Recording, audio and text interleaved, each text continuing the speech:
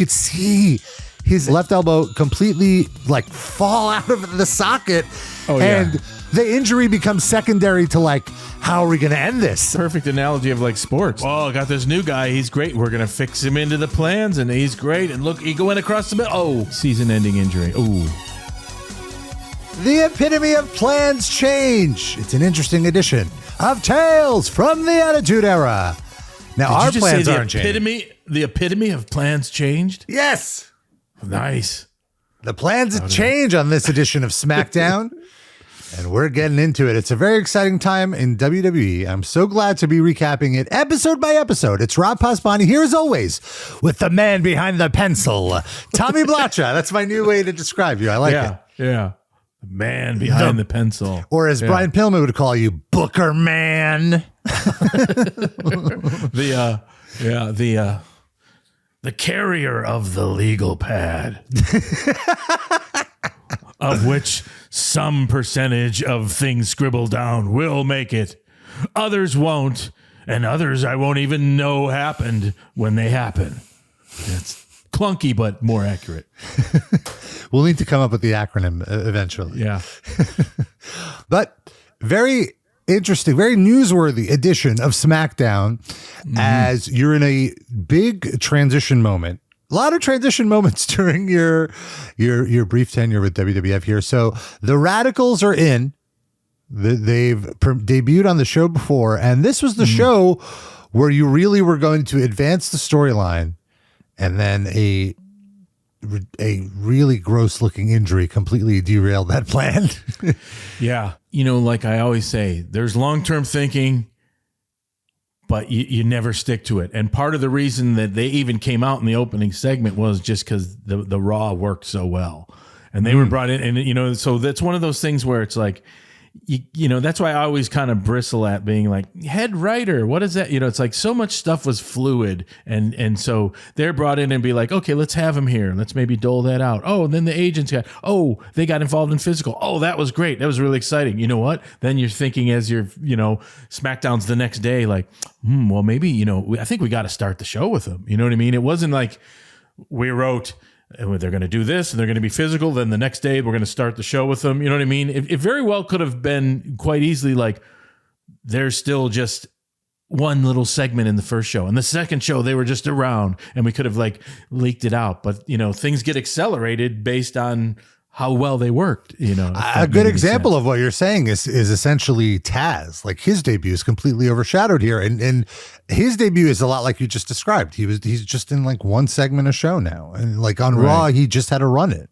Here he has a match on tonight's SmackDown. But you're taking it much slower with him than with the Radicalz, just because it's a bigger story. There's more interest from the fans on this aspect of it. Yeah. And frankly, sometimes it's like, it's just Vince. Mm-hmm. How about this? No. Okay. Yeah. Well, like you mentioned last week, he completely trashed Tazz. He's kind of over him already. Tazz has to win him back over. But at the same time, Tazz is in a match with The Rock and Angle. So, you know what I mean? It's always out there, but, you know, so. Right. Like I assume there's still people backstage advocating for Tazz and being like, no, we should keep this going. But you can tell also just with how the announcers kind of describe him, it's not like he's not a priority.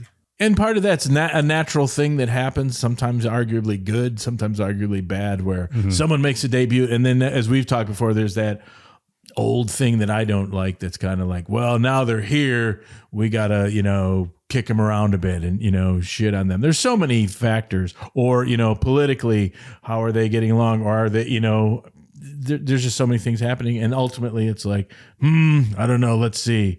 But it's like football or whatever. Like, oh, someone's injured, you're in. Time to impress people. So, you know, at any given moment, something happens. Vince is impressed. Boom. That's it. So they even alluded to this in the opening segment, what you're saying about you have to eat crow in WWF. Let's talk about it. So like you mentioned, The show starts with Cactus Jack coming out with the Radicalz. Again, I want to reiterate, having them with Cactus Jack is the best possible endorsement of these guys. It immediately tells the crowd, like, you should care about them. Like, even if you don't watch a second of WCW, which most wrestling fans during this moment did watch WCW, you already know these are big play. These are people to pay attention to just by the affiliation with Cactus.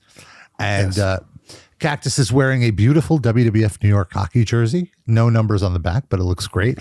You already see that he's at the end of his career here because he kind of has that penguin walk down to the ring. He's not really walking too great. His hips are probably completely trashed at this point. I kind of remember him having a sideways penguin walk at the beginning of his career. Fair point. But yeah. Cactus. Also, the other thing, like we mentioned on the last show, is that these guys aren't necessarily the best talkers. So to have Cactus talking for them really helps them out initially to get across the talking points of the storyline without them having to mess it up and kind of have the crowd think less of them because of it. Yeah, yeah. And that clunky, here, now your time, microphone. And this and that, and now you go. Right. Yeah. Right. I like, also you get some digs in at WCW. Cactus Jack kicks her off by saying, like, you don't understand, these guys came from Atlanta and here's what it's like working in Atlanta. There was an old saying, keep your mouth shut, check your pride at the door, and collect a fat paycheck. But they don't want to do that. They want to wrestle. They want to, they want to prove themselves, which I think is such a great line. And if WCW didn't realize what a mistake they made letting these guys go, like, this even reinforces it, because not only are you giving your best talent to the competition, but now they're knocking you for not being a place for athleticism. Right. It's just such a bad move by WCW here. Although I don't really know what they could have done. Yeah. And moreover, these are the kind of guys that were like, could come into the locker room. You know what I mean? And like the Tazz, ECW, people, we dug him, he's over, but it's kind of like, where was he? And you know what I mean? Fair or not, that is a kind of an obstacle where someone like Benoit, like a Guerrero, and then Saturn being with him, but it are all like, especially like Benoit, like, everyone had like ultimate respect for the in-ring thing. And that matters to agents politically, the boys, Vince, so it's a lot. We'll talk about it when we get to the matches, because it's really evident there. We'll talk about it now. So Foley says that he's calling out Triple H right now to negotiate the contract right now, because they're not leaving and they're ready to do another sit-in, another protest if need be. And Lawler even jokes like, man, Cactus Jack is really demanding of Triple H, because this is like the second protest gimmick he's been doing. DX all come out, big asshole chant. But the music doesn't even stop playing. The crowd is already chanting asshole. So you could tell everybody's so over. Triple H has a great line where he says he can go down there and kick all their asses themselves if he wanted to.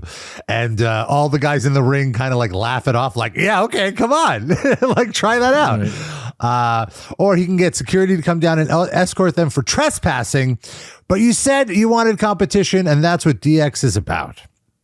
And then Stephanie takes the mic and in kayfabe says the line that we've been talking about here, like, you may have been big shots where you came from, but you have to prove yourselves here in WWF. You're not bad, she says. You're just average. And then Triple H says that he's willing to offer them each a tryout, a 1-day permit to wrestle here in WWF. And if they win, they'll be able to get contracts. Dean Malenko will face X-Pac. And the two of them, I believe, had feuded previously in WCW, so they know how to work together. And those two could work with anybody. Yeah. What's the old thing? Yeah, a broom. They'd be fine. When I was watching Dean Malenko here, it's very interesting because I remember, I don't know if it was an interview or a book or something where I read that his dad taught him that if you learn how to work, you'll always have a job. Like, you really have to learn how to work. Makes sense. I think, and here we are in 2025, Dean Malenko still has a job. He's an agent for AEW. So that's great advice. And it was, you really see the work rate in these matches too. It's totally different than typical WWF stuff with some of these guys. It's very fun to watch. And he's very funny. That's what I hear. Yeah. He's super funny. He would do like a lot of funny like things, like he would like just weird bits. Like the guys would be leaving and he'd be like standing there like, yeah, we're all good friends. We're all together. And then he'd look like he'd run to catch up with them, and just dumb things like that. He was just, I don't know, self-deprecating. And I found that's great. Funny. Yeah. I feel like nobody ever shits on Malenko. Everyone always has good things to say about him. So. Yeah, I'm sure he's super safe to work with too, I'm sure. I was going to say, if you have any shit on Malenko, please let us know. tftattitude@gmail.com. No. So Saturn and Guerrero face the Outlaws. And then Triple H makes a big moment about how Benoit was a big fish in a small pond. This is the first allusion to Benoit leaving WCW as world champion. Like, you haven't really mentioned it at all, that he won the world title in WCW and then never had been pinned for it. So you could argue he's the lineal world champion of WCW facing the WWF world champion. You don't really lean into it, but you kind of make some hints to it. Yeah, and that's a thing where it's always talked about, and I think it was smarter to just be like, they said a lot, without mentioning, WCW. If you mention it too much, it kind of becomes like, you don't even mention it. Yeah. You say Atlanta, you say right. That's what I mean. Down there. But for wrestling organization, that's kind of a lot. You really rarely. It's always like that. It's always kind of like, they would say. I feel it was with WWF specifically. I feel like WCW would always reference WWF and ECW even more so. Yeah, I guess that's the big ones. It's like the argument is, and I agree with, like, if you're a lot bigger, you kind of ignore them more. Yeah, I did it. I agree. I feel like AEW almost overdoes it now. Like, they could stand to take that advice a little more and not put over the other company as much. But yeah, no, it worked here. It worked because, like you said, for the people who knew, they understood what Triple H was saying. And if you don't know, it's still like, okay, sure, he must have been a big deal down there, and now he has to prove himself here. But for smart marks like myself, this was a big deal. This was really cool. Triple H says that, that match might not even happen because the other two teams would have to win, or one of the two other matches would have to win to get to that. And if they have a winning record, they'll get contracts. Cactus Jack says he'll be watching from backstage because, DX likes to interfere. And so he'll have a 2x4 wrapped in 5 pounds of razor barbed wire. And I think this really shows what a great showman Cactus Jack is, because he could have just said, I'll be back there with a barbed wire bat. Yeah. And no pop. But he saved the words barbed wire for the end. I'll be there with a 2x4, and wrapped around the 2x4 will be razor sharp barbed wire. It's so smart. Yep. And so the crowd is pumped. We now have 3 matches set for SmackDown, and we learn 2 more matches via graphics. The Rock, Kurt Angle, and Tazz are in a triple threat match, and Big Show takes on Rikishi. And I point out this match graphic because I don't ever remember Rikishi wearing this Hawaiian shirt that he has in the promo photo. This is clearly like an outdated promo photo for Rikishi, because he looks like he's just on vacation. Like, Big Show looks tough and like ready to kill, and he's just on vacation in a Hawaiian shirt. Yeah, I can't explain that. No, I noticed that too. Like, that's odd. Yeah, that's a weird. So then we go backstage. All the women are picking straws to determine the number 1 contender for the women's championship. This is a very serious division here. And Jackie wins the straw contest, and it ends in a very comical schmoz brawl, which finds Pat Patterson on the ground. I have nothing to say about this segment other than, like, that's it. Again, like, talking about the storyline of, like, we're shitting on the women's division, but they're gonna, like, they're mad about it, and they're gonna actually, hopefully the storyline will go to, like, trying to get some dignity and toughness back into the women's division. Because in actuality, like, Jacqueline, Luna, and they're all good good wrestlers, Yeah, we saw that great hardcore match a few weeks ago. Like when called upon, they could have a really entertaining match. Yeah, that was great. After the break, Mae Young and Mark Henry are backstage in like a restaurant setting. They're like on a date. And she keeps complaining that she wants to be the women's champion, that she can beat Harvey Whippleman. And Mark is like, you need to focus on the baby. Like you're a mother to be now. And I've been getting you some presents. And so all episode, we go back to these segments with Mae and Mark. And I noticed on SmackDown, you really like doing this. You like to have these interstitials that are like these 1 minute bits to kind of pepper into the show. And this is one of the things, like I said, when I'm carrying that yellow legal pad around, in my yellow legal pad, none of this was in there. I didn't have anything to do with this. Oh, okay. I thought these were you, the cutaways. Nope. Okay. It's interesting. Like, I just realized there was like no APA on the show. No Dudleys, really. I guess the Dudleys had a little segment, but like you're kind of with the mid card, you're focusing on some other stuff on SmackDown that you didn't quite get to on Raw because everything is so busy. And I can't remember and how it used to go sometimes. And I apologize to the audience. I should have like researched this more, but I don't know if they were involved in the Sunday Night Heat because sometimes Oh, that's a good point. That, sometimes and it was great because the numbers were such, it wasn't like this letdown of people going like, oh fuck, I'm in this, and then the Radicalz and switching things around and saying like, oh, they should come out. Sometimes you do like at the end of your like booking or whatever, going like, oh shit, the Dudleys aren't here. You know what I mean? And like, okay, they got a week off, or they'll do something on Sunday Night Heat. So yeah, I'll have to look up the Sunday Night Heat results before we're done just to see who ended up on that show. We'll have to do that because we did an amazing thing once with Funaki and the APA Acolytes, for the whole show. You know what I mean? So there might, was all kinds of fun stuff there. So who knows? And then the live audience sees them, so they don't really. Right. It's 25 years later on SmackDown, you're like, where are they? What happened? What did you screwed up? Damn it. Now we have Chris Jericho against Gangrel with Luna. I really like this. Luna looks amazing. Like this goth outfit she has. It's so great. She was great. She really upped her look here.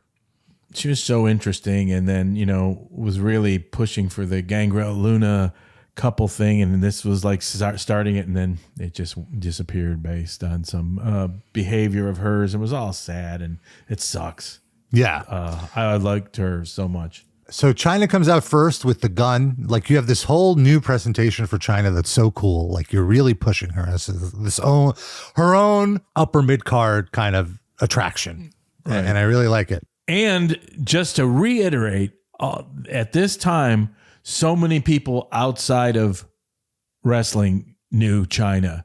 You know what I mean? Absolutely. Like in terms of like, she could go on a talk show, and you know what I mean? She had that was a big deal. It was like that was really like pushing the boundaries, the gender thing, whatever, woman in the man's world of professional wrestling, but not the women's champion. That whole thing was like, it was a big deal for mainstream media. I totally agree. And she passes the airport test. She's the one that turns people's heads. Like I remember her and Shane went to the Oscars or something one year, and she had like a very cool goth dress on, and just like everyone was looking at her. I remember even Joan Rivers called her out in like the Fashion Police or whatever. Like yeah. It was a big deal. So I think in that sense, right? Like that's why WWE really pushed her, because she was very much a unique attraction, and Vince had to obviously have respect for her to name her the 9th wonder of the world. Absolutely. Like to give her that moniker. But I always like to just remember that when watching this, like, because sometimes so many years later, you're like, oh, Jericho, and like, oh, that was trouble working with her, and why is she with Jericho? And it was like, no, that was a good rub for Jericho. She was incredibly over in the mainstream. So, just to point that out, you historical context smart marks. There are not enough historical context smart marks out there. So it's so Jericho gets mic time as always, and he wanted to thank Chyna. He says she proved that she's one bad mama jamma, and they high five, and the crowd is into it. The crowd likes their platonic relationship here. So I liked also when Gangrel came out with Luna. Luna is selling the attack from the backstage segment in the straw drawing segment, which such a great attention to detail. Like, this is why she's a veteran, like some people would just forget. It's like, whatever, but she's continuous here. I love it. It was a chair shot, wasn't it? Oh, right. Yeah. Because it was intense. Maybe she had no choice to sell it. You get a chair shot from Jacqueline and see if you can't sell it an hour later or 10 minutes later. Fair. The story of the match is that Luna kept trying to interfere and Chyna would stop her. So Jericho got thrown to the outside. Luna went to walk over to attack him. Chyna makes her presence felt. Luna is scared off. The match ends with Jericho trying to put Gangrel in the walls of Jericho. They're by the rope, so Luna gets on the top rope, tries to interfere, and then Chyna jumps up and knocks her off the top ropes. Crowd pops. Jericho's able to land the walls of Jericho. Gangrel submits. It's a bit of a sloppy walls of Jericho, but in a way it kind of works because it's more realistic. Gangrel's trying to fight out of it. Yeah. And so he gets the win, and him and Chyna continue their babyface fun times. And some of those things are just man, I have so much respect for all these guys. People don't realize how difficult these TV tapings are because they get hey, you got 6 minutes for your match. Oh, that's 5 minutes. Oh, this went long. Now it's 4 minutes. Now you're in the ring and the ref's IFP, go home now. So sometimes you see things all these short matches. It's really difficult, to get all the stuff in and sell it. So I think he kind of submitted a little fast. It was a little funky at the end, but I was always constantly amazed at you guys always pulled everything off, with this time limit is it's crazy hard. We have another clip from the Sunday Night Heat interview with Stone Cold Steve Austin where he wasn't that halftime heat? I'm sorry, the halftime heat. Yes, big mistake. He predicts he'll be back in 3 or 4 months, which isn't too far off. He comes back by the summer. It's crazy because I remember at this time there was a lot of question if Austin would ever come back. This might be it. Sure. Which was injury. Yeah, it's insane. Yeah. It's insane how much his career was derailed by these neck injuries. Yeah, and also just he's so over. Who gets this? We're gonna go to an interview with him with someone saying, "I might be back in 3 or 4 months." It's get him in there. You know what I mean? And it's I need to see that. Yeah, right. I want it. What is he saying? I got to hear this. Yeah. Absolutely. I think the only one, not even this over, but I would say Shawn Michaels in 99 after he left. After WrestleMania 14 with his back injury, I was always when's he going to come back? He has to come back, but not at this level, I don't think. Well, Austin's amazing because really, I think Austin's great in the ring and the excitement, but he's one of the best talkers of all time. That's what you know what I mean? He's one of the best stand-up comedians of all time. I don't think he gets that credit. He's so funny. Yeah, absolutely. Then we have the first match in this DX versus Radicalz series. It's Dean Malenko versus X-Pac. Great match. Also very interesting to listen to Michael Cole introduce these wrestlers to the WWF audience. He explains that Malenko is from Tampa. He's a hardworking, technical wrestler, a blue-collar wrestler, a working man superstar. Yeah. That's for the Detroit crowd too, right? Right. Oh, I forgot to mention we're in Detroit. We're back at the Joe Louis Arena. First time since Survivor Series. The ending of this match sees X-Pac going for a Bronco Buster. Malenko moves out of the way, and great pop from the crowd for this. And then Malenko hits a beautiful standing suplex, hooks in the Texas Cloverleaf. Cole reminding the audience this is his finisher, and X-Pac should be in danger. They're by the rope, so X-Pac gets to the rope. It's broken. Immediately, Tori gets on the apron, distracting the ref, allowing X-Pac to give a quick low blow and a quick pinfall victory. Now, I obviously am not a fan of these finishes, but this was done so well. It was so quick and one bing, bang, boom. It's all right. Yeah. Can't argue with the execution here. There you go. You don't want to give Dean Malenko a clean loss in his first match. Maybe you're just a good finish, Smart Mark. That's true. This was a good finish. That's fair. Yeah. I thought this was good because, if it's a best of 3, not knowing what was about to happen in the second match, it makes sense that the heels win the first match. You got to give the babyfaces the come from behind victory. Unless, of course, just to let you in, this is how it is to book things. You're absolutely right, Pasbani. You're absolutely right. Unless you're sitting there figuring it out and Vince says, although maybe it's better if the baby faces win and then DX is on their heels. Good point. Let's do that. Sure, we can 20 years later. Yeah, that's how it had to be. But could have worked the other way. Right, you're right. That's how it goes. It's like sometimes the boss says we should try it the other way because it's less predictable. And you're like, that's a great idea. Yeah. The less predictability is predictable. Oh, now you're into the madness of booking, huh? There you go. Yeah, like if it was the other way around, would I have been here and be like, typically you would expect that the heels would win, but you really flipped the script here, which is so brilliant. Yeah. That's true. Big Show barges into DX's locker room, and he says he has the proof. Triple H wanted the proof. He's got it. He shows slow-mo footage that shows the Rock's feet hitting the floor. Camera pans to the CRT television where you absolutely see that the Rock's feet clearly hit the floor before Big Show even gets over the top rope. Mm-hmm. Triple H quips back, I tell you what, Freddie Mercury, you showed me the proof. You and the Rock and No Way Out. It's official. This settles this aspect of the storyline, and now we know it's for sure The Rock versus Big Show at No Way Out for the number 1 contendership. Good segment and continuing to get Big Show over as a jerk. You said something very interesting. I don't think I've ever heard that term, the number 1 contendership. Contendership. Is that a real word? Contendership. I mean, it's a real word because I understand it, but the number 1 contendership. I don't know why that made me giggle. Someone may never see this because it might be edited out. But no, we're leaving this. It looks like it's a word. Contendership. Yes, it's a noun. The role or status of a contender. Yes. Yes. Yeah, someone should have used that in a promo. I want the contendership, the number 1 contendership. All my life I've been waiting for the contendership. Then we have Jacqueline versus Harvey Whippleman for the WWF Women's Championship.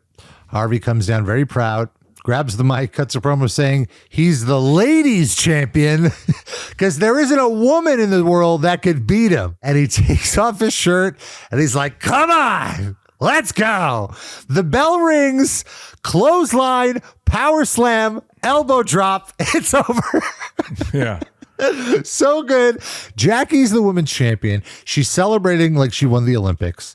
And then she continues to strip Harvey of his sweatpants, and he's left in briefs. And I have to say, Harvey, you have nothing to be ashamed of here. You're not a pro wrestler, but you look fine. Absolutely. Yeah. Tough man. One thing I couldn't help but think about here is, I don't know if you've seen the Luna Vachon Dark Side of the Ring, and how she mentioned that the one goal that she had in her life was to become WWF Women's Champion, which she never got to be. And there was even a moment where she was facing Alundra Blaze at a house show, and Alundra Blaze was like, just pin me and win the title, and then we'll do it back the next day. And Luna Vachon couldn't do it. And here you have Harvey Whippleman as the women's shit. Like, it's like, on the one hand, I'm like, Luna, what are you putting all this weight in this kayfabe title for? And on the other hand, I'm like, this could have been Luna. This could have been Luna as the champion. True. Now, what I will say to you is that is something that is always said, like, don't be a mark for the title. Right. Don't be a mark for the belt. And you have to understand at this point, and I don't know, I never talked to her, felt like she ever politicked and said that was my one, dream or whatever. She said a lot of things, but you must understand also that this was beginning to start a push with Gangrel and Luna. It was going to be a couples thing. So she was very happy at this point to be like, oh, I'm getting some time. And that was very legitimate. And that was something I pushed forward like, yeah, and Vince liked it, like, yeah, they're gonna be a weirdo couple. Look, the vampire and Luna, and you know what I mean? And as this era was Goth was and as this era was like, you know, there's a lot of like, as you see, a lot of couples and a lot of things and a lot of extraneous ancillary things to actual wrestling that were making these 3-hour shows. You had 5 original hours of programming a week. So I wouldn't say at this point from this show, from her perspective, if I could speak for her for a second, she was like, oh, you know, my husband and I are getting a push and we're going to, you know, plan some things. And we started to talk about like the possibility of, you know, going to do things with them, vignettes, etc. So. Oh, that makes me feel really good, actually. That's great to hear. Because I was always a huge, as I mentioned on the show many times, I was very, very big on Luna. Unfortunately, though, it went sideways. She kind of was like her own worst enemies. Yeah. Some things in the whole thing. I never got like didn't really want an explanation, but just like, oh, she had an episode or something, and people said she was bipolar or this, that, or something, but it was, you know, it just ended. So it sucks. But R.I.P. Yeah, I liked her a lot. Yeah, the best. I feel like if she was around today, she would be an icon. She would probably still be getting bookings, and all the women would be like, you know, totally giving her props. Then we have The Rock backstage, interviewed by Kevin Kelly. This is a cookie cutter Rock promo, and I don't say this as an insult. I say it because this is all he really needs to do. Like he got all of his shit in. You know, he promoted the match with the Big Show, and you know, in his way of calling the Big Show like a big doof or whatever. He hypes the triple threat match: 3-on-1, 4-on-1, 9-1-1. It doesn't matter. The Rock's gonna kick your candy asses. Crowd loves it. If you smell what the Rock is cooking, does the eyebrow? Crowd goes crazy. Yep. What else do you want? Exactly. Perfect. Mark Henry is bringing Mae like a preparation H and some other stuff. This is the point where I will say now I do believe that this wasn't you, because I was like, oh, this feels like a little, it's too surface level. Like there's no joke here. It's just like, preparation H, you know, like, okay, what's the joke? Yeah. You know? Well, yeah. Then we have the triple threat match. Angle comes in. He says he knows the fans are disappointed in him losing.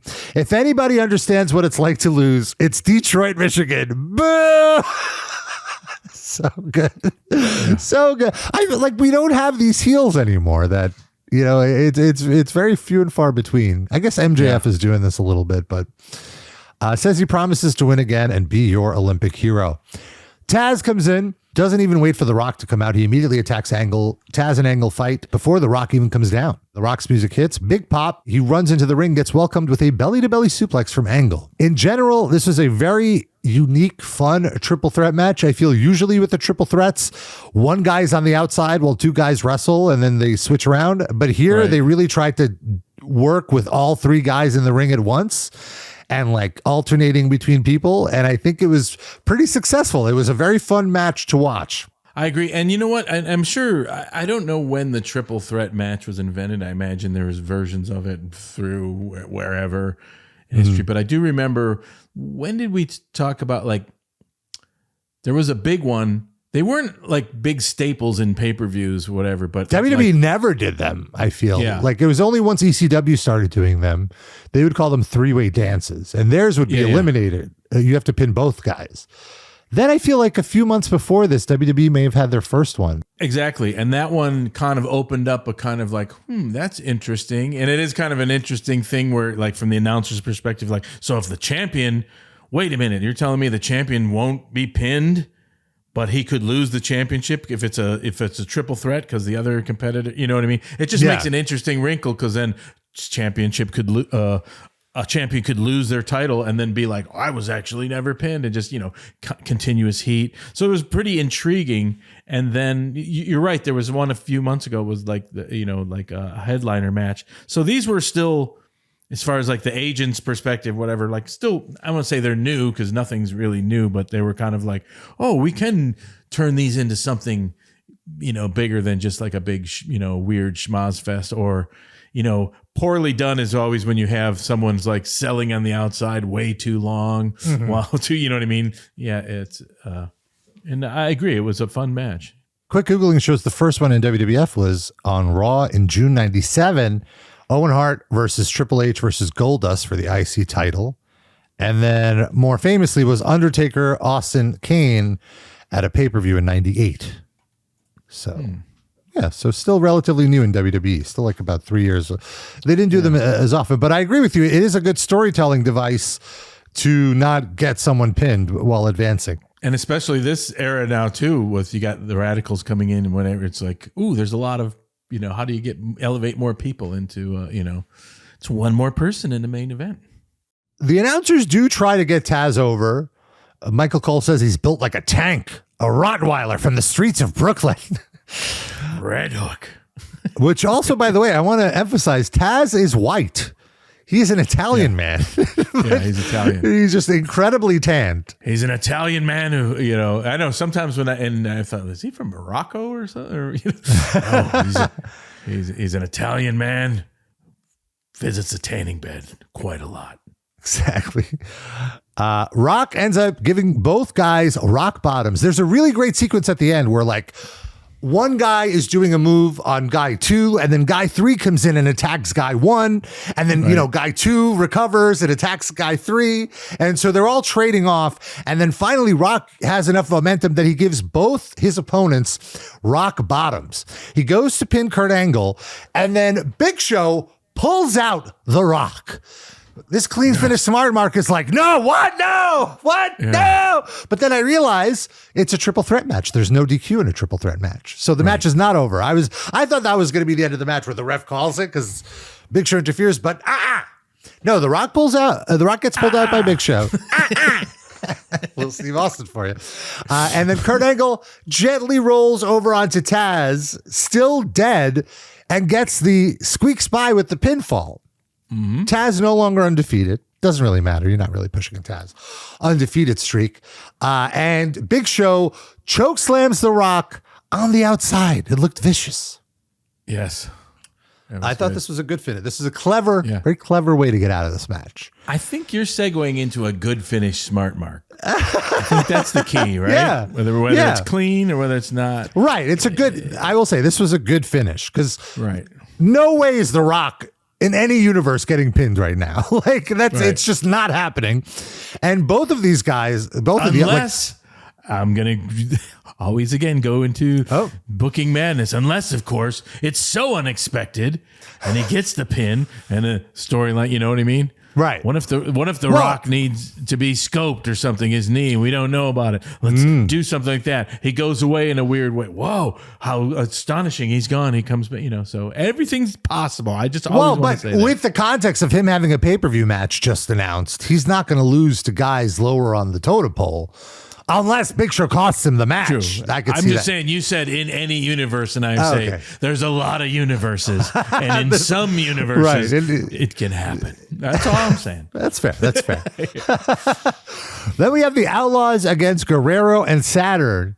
Obviously this is where the things go awry. I want to mention in The Observer, Meltzer notes that Eddie Guerrero had not been wrestling prior to this. He had been recovering from an elbow injury. In fact, you could even see that his right elbow is heavily, heavily taped up going into the match. And he wrestles with a shirt on, which is the universal sign of like, I'm not in the best ring shape and I'm a little embarrassed of my body. The other thing I want to mention here is it's very unfortunate that they had to face the Outlaws, who are by default like two of the tallest guys in WWE that don't look that tall. You don't think, like, we've talked about how Billy Gunn is a giant person. Like you had that story about him on a plane and all this. And Road Dogg is really tall too, but you don't really think about it. But like here, they tower over these guys. Right. It's almost a little odd watching Billy Gunn selling for Eddie Guerrero when he's almost a foot taller than him, but they make it work. It's a good match. Right. And for the record, you said that, not me. Yeah, I said it.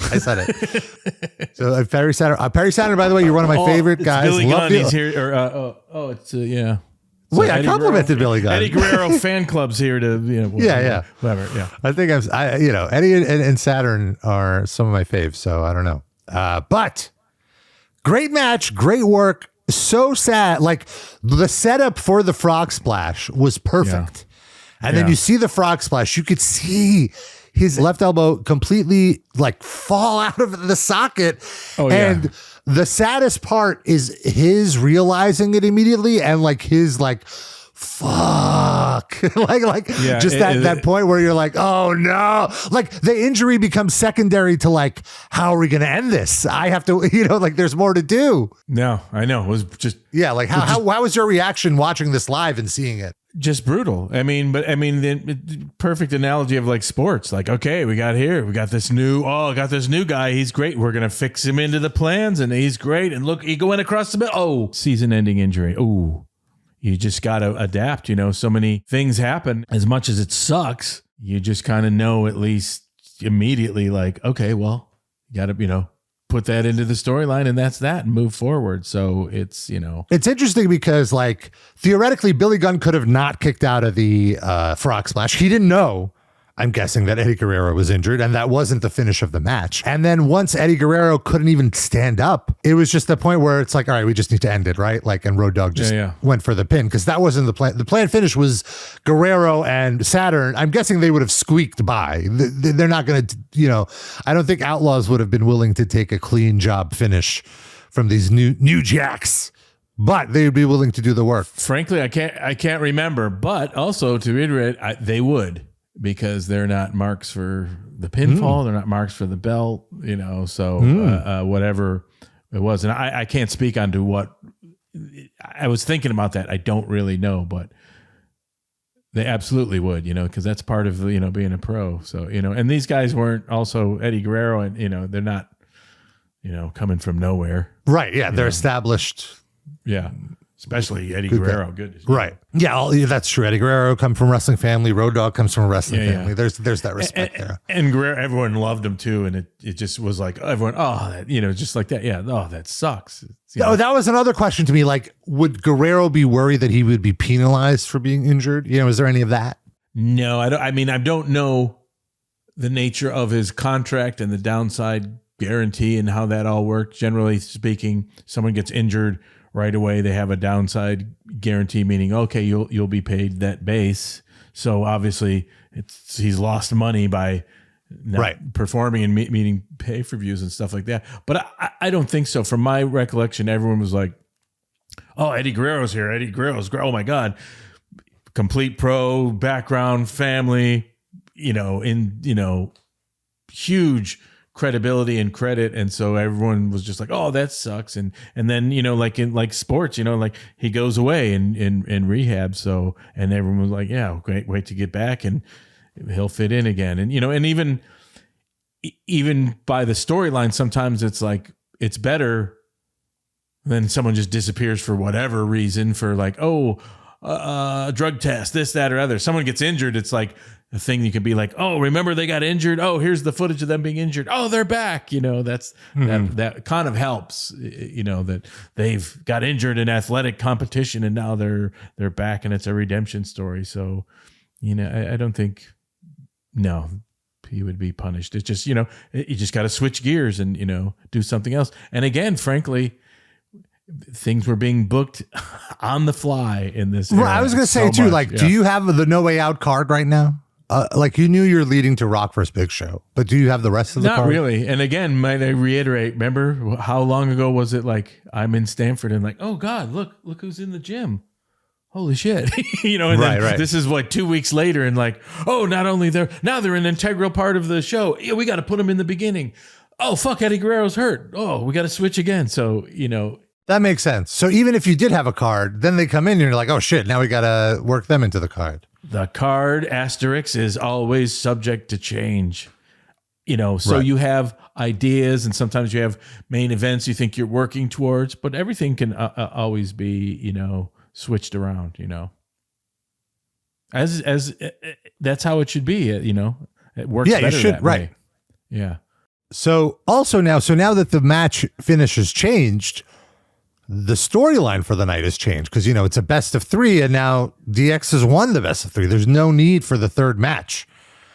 Is there scrambling backstage or is it just like, all right, we just need to quickly shoot a sketch with, Triple H saying he's going to face Benoit? Do you remember like what the chaos was backstage after this, or you just quickly I don't remember. readjusted? It just kind of like quickly adjusted, because that's part of like the machine, and even like the announcers or what have you. It's almost like, you are calling an athletic event, so there's always that spirit. Even though it's a work, and even though you got your bullet points and stuff, there is, that whole spirit of like, okay, now we do this. And obviously the tradition of wrestling and TV, it's like you can quickly adapt to anything. Okay, let's do this. And now it's this. You know what I mean? There wasn't like, and frankly, some of that comes from Vince. Vince likes things to go wrong. You know what I mean? When things go wrong or things go off the rails in a way, it's intriguing. It's inherently compelling. You know what I mean? And the adapting to it is also inherently compelling from, wherever, instead of like, like a play or a scripted performance. It's like, oh, now we're gulp, which is sometimes I think when things get too scripted, or wrestlers rely on like dialogue to the point where I see sometimes I go like, oh, I'm fucking up my line. It's like, no, it should be like that you never can fuck up your line. You're just speaking. This is all real. This is an athletic event. So it was, it's always, it's fun. We have a graphic. You seem disappointed by my answer. No, that's exactly what I wanted. That's good. It makes sense too. It's like you want to work on the fly. That's what separates the men from the boys. Yeah, the Wrens from the men. See, you just fucked that all up, but it doesn't matter because I got the point, and we're live, even though we're not live. But edit that out. No. Michael Cole reveals the XFL has officially been announced. It's more just a teaser, since all you have is the logo and like a football helmet, right? And that more info will be coming out throughout the year with the launch next year. Yes. Was there even any info available at this point, or is it just like, I'm launching a football league? Well, sure. There's all kinds of like info available to right. Who he was, but it was all kind of dry as far as, like I said, the the creative people in Stamford, like, here's some uniforms or this and that. And, but as far as like, he hired these people with experience, whoever was the commissioner, I can't remember. So everyone he's hiring is people with football experience. And then there's like kind of like, oh, I heard a team's going to be in San Francisco, or maybe that'll switch to San Jose, as they're kind of jockeying for what kind of venues they could play at and stuff like that. That was really, it wasn't like today where, social media like, put out any scrap of information and then like really pounce on it, which kind of becomes crummy in terms of like, they were going to play in San Francisco, no, San Jose. So, it was all fluid. So, but nothing exciting really, because he wasn't taking big names from the NFL or whatever. It's kind of like all the hires were like, the commissioner will be this guy that worked for the Big Ten, and wasn't any high profile kind of celebrity known name involved. I can't even imagine taking on that task. Like, my business is at its peak right now. I'm making billions of dollars. I know. Yeah. I'll start a new business in a field that I have no experience in. Yeah, makes sense. Although he had no experience, but you got to remember too, I think Vince McMahon tried to buy, or at least put in a bid, or maybe didn't even get that far, the Minnesota Vikings. Oh, I remember reading about this. Yes. And then I think it was kind of like, no. Yeah, so we don't want to wrestle there, it wasn't like, he didn't have experience, but also that goes to show you those big kind of, I'm sure if you looked at all the NFL owners, like what kind of experience did they have?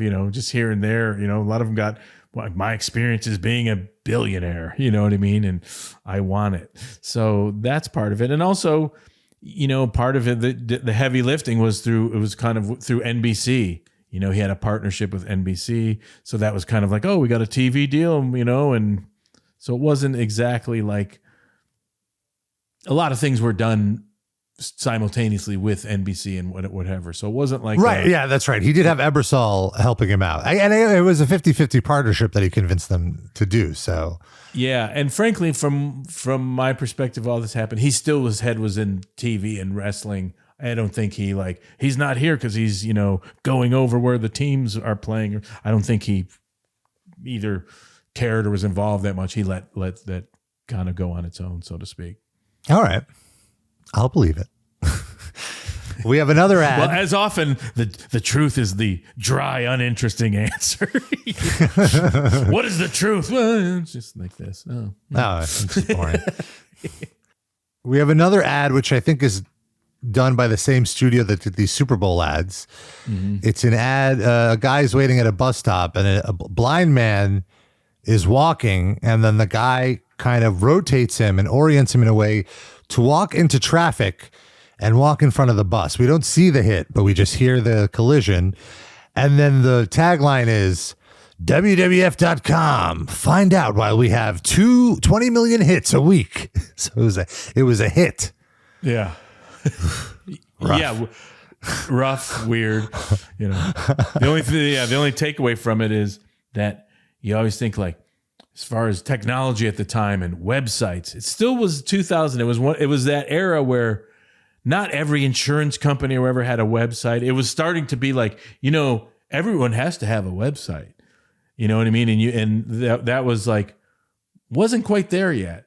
And I do know that the websites that got, and WWF, you know, they were ahead of the curve and all this. It's kind of like porn and wrestling is ahead of the curve of technology and delivering content to, you know, people through any device possible. And I know that WWF and Pokemon, I think, would get the most hits out of any websites in this like quarter or whatever. And even that terminology, hits website, wasn't like such a thing like, huh, what does that mean? And I remember like, you quickly found in the next year or so, any company suddenly were like, and the startups were going crazy because someone like, you know, State Farm Insurance, like, oh, do we have a we got to get a website. We don't have one. Then, you know, from this point to that next year, 2001 or whatever, then it became like, get on board. Everyone has to. Yeah, I mean, I even had a wrestling website at this time I mentioned, and it was you're ahead of the curve. Goodness, I was ahead of the curve, and I could attest to the fact that there was a huge audience of wrestling fans, very hungry for wrestling content on the internet. I was getting tens of thousands of hits as a 15-year-old.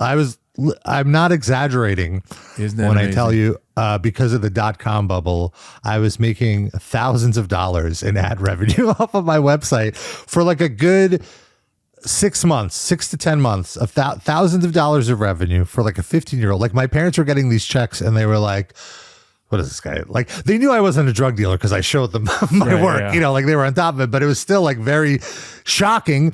And then the .com bubble burst, as we all know. Like it was like right after it was 2001 that it burst, I remember, because it was like right before WCW collapse is when the ad bubble burst. Right. Because I vividly remember this because my checks went from $2,000 or $3,000 to like $200. and then I completely lost interest in web development, and I developed a social life. Right. And like my dad would be like, isn't there a pay-per-view tonight? Shouldn't you be covering it for your website? And I'm like, no, I'm going out. Yeah. No, it's amazing. Yeah. The speed of technology. Because even at that era, a little before, someone's like, I develop websites, like, ooh. And then in 4 years, like, I develop websites. Yeah. So does every junior high kid. And there's a template I just buy. You know what I mean? Right. It's just like, yeah. I mean, and it was very interesting because the wrestling web was like, everyone was fucking ripping off each other, you know, like all the Sure. Nobody, it was all teenagers, so nobody had original info. They were calling hotlines and transcribing the information basically, or writing Amazing. result. Like the way I got my traffic was that I got a capture card for my computer, which was very rare and like expensive at the time. It was like $300, and I would do live photo coverage of pay-per-views. So I would post stills from the pay-per-views as they were happening. Wow. Incredible. It was so fun. It was really exciting. Yeah. Great time. All right, let's get back to the situation. So you have a promo backstage, Triple H saying 2 strikes and they're out, but you know what? I'm going to give Benoit a match anyway. All right, sure. Backstage, you have Al Snow telling Blackman that a bet's a bet, and you said if we won, you would do it. Your word means nothing. No honor. And he's like, fine, I'm a man of my word. He comes out. He's got a piece of cheese on his head. What really sells it, though, is that he's very uncomfortable with it. Like, if he came out with the cheese on his head and was like, It wouldn't be funny, yeah. but him being uncomfortable, that's where the humor is. Yeah. So the Hardcore and Crash Holly come out. Then Al Snow comes out, and then Blackman's music hits, and he comes out with the cheese on his head. Huge pop from the crowd. Detroit loves it. Even breaks out into a head cheese chant during the match. I'm sure at that point you were like, all right, this stays. This has to keep going. Well, and again, the whole thing is completely Blackman, just the juxtaposition of him. And then even people, getting into that weird, I enjoy chanting because he fucking hates it. And then it's a weird, I love these weird dynamics of, like we talked about Angle, like that's a different dynamic. Someone who's getting booed and is pandering for cheers and can't understand it, and it feeds more booze. So, Blackman has a thing like he doesn't like it, but people like to cheer for him in the goofy way, like, This is like a comedy gimmick, and like I don't want this. And the more you don't want it, the more we like to cheer. That's for you. a great point. Trying to create and capture those things. Yeah, I like that. And he's a face too, and they're still doing that. I guess you could say he's a tweener, maybe. Blackman really not into the head cheese chants, like you were saying. Al Snow at one point does a gorgeous superplex on Hardcore Holly.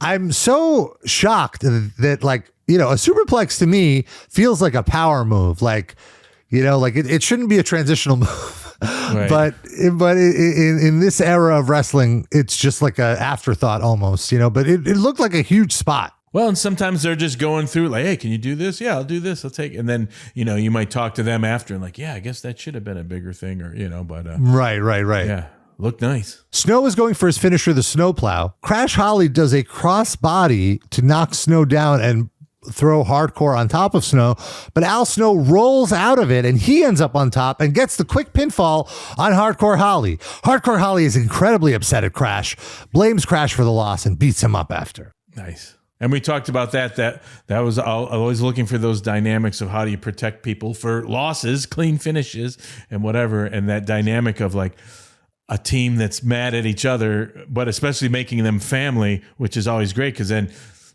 Holly can absorb a loss and he's a heel, but he's pissed off at his cousin, rightfully or not so, but it keeps their dynamic going. And then you always have the announcers being like, if these guys could get their shit together and they're bickering, they could be a top team. So it just, keeps their momentum going instead of like, I lost and now we got to just backslide, to a lower position on that totem pole you always talk about. We had a close up of Rikishi's butt. Nice cottage cheese action. I thought that was very clever.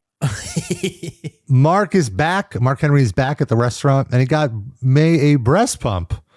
Mae is very thankful, calling Mark a sweetheart. Thought this was the last one, but there's one more. There is a punchline here, thankfully. We get Rikishi versus Big Show. These two work so well together. This is the second time I think we're seeing them work together. And they're constantly pulling out these big power moves on each other. I think why it works is each one respects the other enough to take power moves from them. And you don't usually see Big Show getting thrown around in a belly to belly or, and vice versa. So it's very, very cool.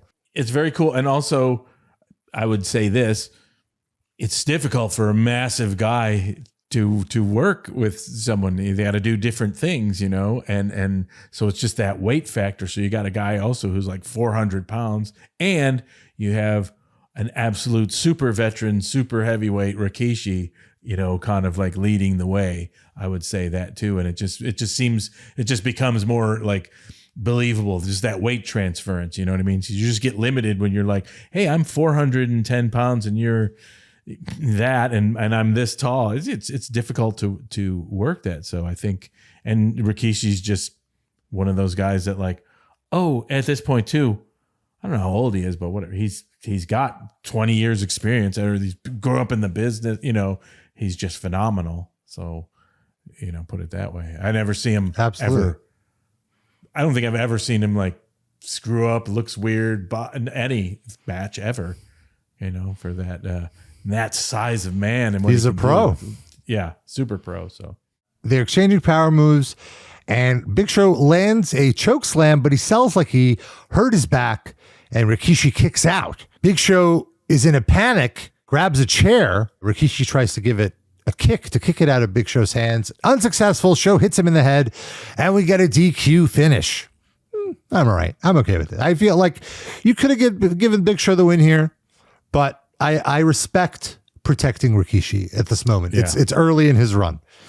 And anyway, and to that point, Big Show gets a lot of heat when Too Cool run down and get obliterated.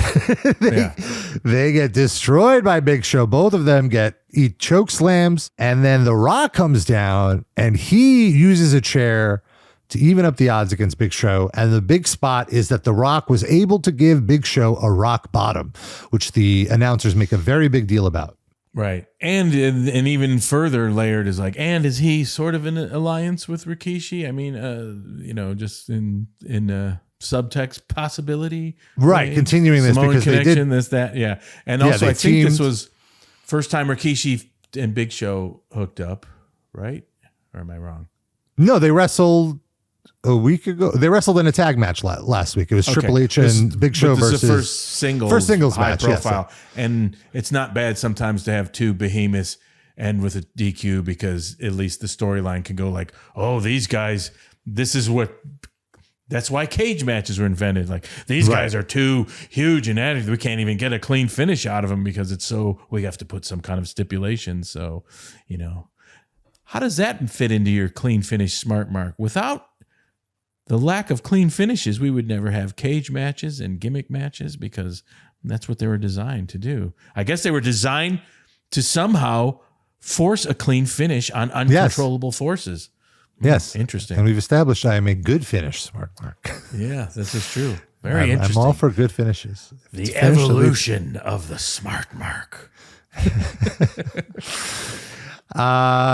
We have a great video recapping the Dudleys' current push as these euphoric table bastards. Yep.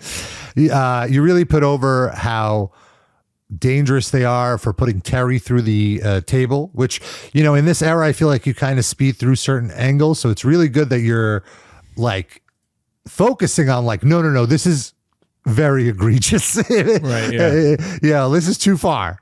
And I like that. This really did a lot, I think, to get the Dudleys over as the established heel team in the division. And you know what? You're right. We talked about this before. I really like one thing that was so underrated, I guess you could say, was the studio back in Stamford and how great they were at doing these video packages and constantly doing them. And sometimes it is missing because I think the misnomer is like, oh, we can get everything on the internet. People see this stuff.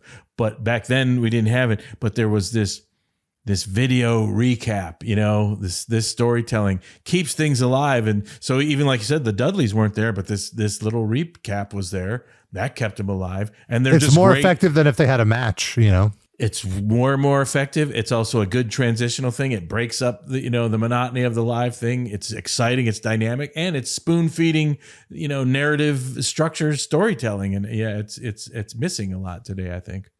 And then the payoff to the Mae Young and Mark Henry thing is she's hugging and thanking him, and she goes like, oh, I think I heard the baby kick. And then Mark just like scrunches up his face and is like, that wasn't the baby kicking. You farted. So the big payoff was a fart. Tommy, where are you? You're gone. Something happened. Anyway, let's move on. Big payoff was a fart. Jerry Lawler tried to sell it to make the best of it. All right. I guess. This was a little shark jumping. Obstruction. Oh, you suckered me into talking about it. But probably some kind of hand up there creating a pocket of air or gas. All right, then we finally have the main event: Triple H versus Chris Benoit. And to the point that I was saying we'd get to it later about how much respect people have for Benoit. You can tell Triple H himself has a lot of respect for Benoit because he gave him a lot in this match. Yeah. Oh, yeah. Almost instantly, Benoit applies the crossface and Triple H runs out of the ring like he's scared to death. Yeah. Immediately getting over like, oh, that's his finisher, and it's very threatening. Like again, there are people here who have never seen Chris Benoit wrestle before that don't have any idea who he is. They only watch WWE. They only watch SmackDown. They don't even have cable. How are they going to see Chris Benoit wrestle? So perfect introduction match for him. And Triple H is at his peak here. So of course he knows what to do. Very, very impressive match because Triple H made it look like he may have lost. Sure. Like he could lose, that he didn't have this in the bag. There was a moment at the end where there's a ref being knocked down. Immediately after the ref gets knocked down, Benoit applies the crossface, and within seconds, Triple H is tapping for his life. Yeah. Tapping for his life, like, get me out of this. This is too painful. I can't handle this. Benoit looks over his shoulder, sees the ref is down, so that he goes to check on the ref. As he's checking on the ref, Triple H regains his composure, goes to attack Benoit, gets caught in another crossface, this time near the ropes, so he was able to break it while the ref was looking. Benoit does the top rope headbutt, and this was a great false finish because the crowd really bought that this might be over. Sure. Super into it, but then as soon as he gets up, Triple H with another low blow, pedigree, 1, 2, 3, it's over. Yep. Little repetitive with 2 low blows in these DX versus Radicalz matches, but gets across that these guys are real threats and DX had to cheat to win. Yep. Classic heel. Yeah. But ultimately the Radicalz lose. They don't get contracts. It's a nice cliffhanger to be like, well, what's going to happen with them? How are they going to end up in ECW? Right. No. But you do get me excited for Monday Night Raw. So this is a great episode of SmackDown. A lot of good business, even though he had the unfortunate Eddie Guerrero injury. Yeah. And that was I was surprised at how great that match was. Not surprised, but I just was like, whoa, wow, that was top notch. You know what I mean? So they're two of the best workers of that moment, so obviously they're going to kick ass. Yeah. And Benoit was huge. And I remember just people talking to, kind of thinking out there, like, which happened was like, oh, can you imagine like Angle and Benoit at some point? Or, you know what I mean? Like, ooh, just you're thinking of the possibilities of them coming in, like, oh yeah, they could split up. They could do this. This could happen. This could, you know what I mean? It was just like, wow. It's just like, holy smokes. There's just too much. Embarrassment of riches. Absolutely. And with Jericho, a lot of great stuff. Yeah. Quick, before we get out of here, quick little recap of Sunday Night Heat. I was able to find the results. Too Cool defeated Joey Abs and Rodney of the Mean Street Posse. There was a sketch at the beginning with the posse trying to buy APA protection against the Too Cool. And then this was where the door debuts because in this, the show opens with PCAS, Rodney, and Joey Abs meeting with the Acolytes seemingly to try and buy their protection for their match against Too Cool. Bradshaw tells him to leave through the door instead of just to the side. Albert arrives as well and closes the door upon Farouk's request. Albert wants to know what the APA means. Bradshaw explains that they will protect people and beat people up for some money. Albert sits down and discusses an idea with them. Bradshaw says everyone can be bought. Nice. That's right. So Too Cool beat Joey Abs and Rodney. Christian beat Funaki. Then Bossman takes on Val Venus for the European title. And APA come out and attack Bossman. The announcer suggests that Albert pay them money to do this. Albert comes down to ringside and tells Venus to leave. APA plant Bossman with a back suplex neckbreaker combo. Albert gets the mic and tells Bossman he's trash and kicks Bossman while he's down. Yeah. So there's an angle here. Yeah. And I think I was working on that instead of okay, so that's where you were. Farts, yeah. So Bossman is interviewed backstage and he said what Albert did sucks, but he likes what Albert did. He thinks Albert is finally getting the killer instinct. And the Dudley boys get a promo backstage. They tell Terry she should stay out of the ring. This is a man's world. Headbangers cut a promo before their match against the Hardys and offer their deepest sympathies to Terry and then say, not. Right. The Hardys beat the Headbangers. And then in the main event, Albert faces Viscera. And eventually Bossman comes down and attacks Viscera with the nightstick and helps Albert get the win, thus reuniting them. Final thoughts from this reviewer: a rather subpar episode of Heat, as I really just want this Bossman Albert angle to end already. Oh, boo. Boo. Well, so I think it may have. Yeah. Thanks for tuning in. That's heat, That's everybody. Send us your feedback. We'd love your questions, comments, criticism. tftattitudeera@gmail.com. Also, TFT Attitude Era on Instagram, Twitter, TikTok, Facebook. Follow us. Give us a like, a subscribe. We need it. Tell your friends. Come on! And we'll see you next time on Tales from the Attitude Era!